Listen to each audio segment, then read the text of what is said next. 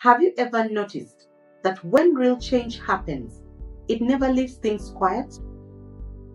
Paul and Silas were locked up in a prison cell, and at midnight, they sang hymns, they prayed, doors flew open, and suddenly the prison shook, the doors flew open, and the chains broke.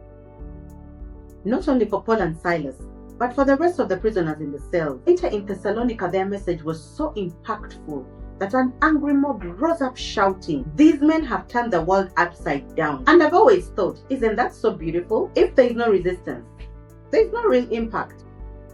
The gospel is not just words, it is power. And when that power works in you, it shakes things, disrupts things, and transforms lives.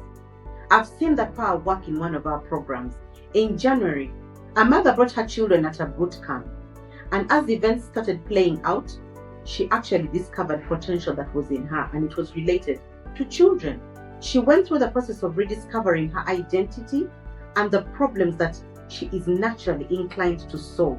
She has now launched a school of life skills where she trains children as young as 5 and equips her parents on how to manage these children through organizational skills training, which is strengthening families. What began as a simple step of showing up for her children turned into a God-given assignment that is now impacting lives, which is proof that everything is right inside you. All you need to do is to say yes to a transformation process. Now, recently, I reconnected with a friend of mine called Z. We went to school together and later met up in our work life where she connected me to different gigs. But I remember back then she always said what she wanted to do and she persisted in it.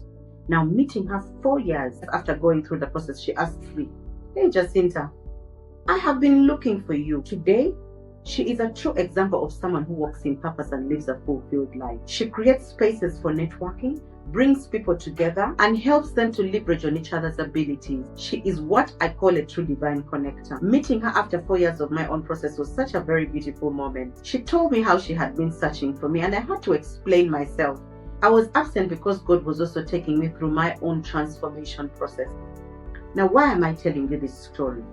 That encounter was not just a confirmation, but it was also a reassurance that when you live your human blueprint, people can actually feel it. Then I may not have felt it, but now that I have gone through the transformation process, I could now trace back how she was always very persistent on this is exactly what I want to do. This is the direction that I want to take. She persisted and she's now living it, and it also connects lives. I have been broken and I have been rebuilt, and my mind has been renewed. I have moved from fear to power. I have moved from shame to honor. I have moved from being guilty to innocent. I have moved from slavery to freedom. And now I can confidently say that I discovered my true purpose. I help people uncover their hidden problem-solving abilities and develop them into solutions that impact lives. And I help leaders overcome burnout by building apprenticeship systems that can enable them to step fully into their leadership authority and create a legacy that outlives them. Now, this is a pattern that Paul speaks of. Faith produces work.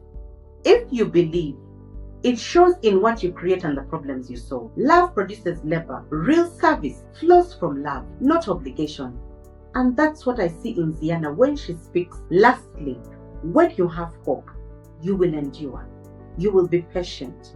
You will go through the transformation process patiently, hoping that there is light at the end of the tunnel, even in affliction, just like Paul and Silas when they were singing in chains. This is a call for you to say yes to becoming an example that others can follow. Because when your life truly transforms, you don't just live quietly, you turn the world upside down.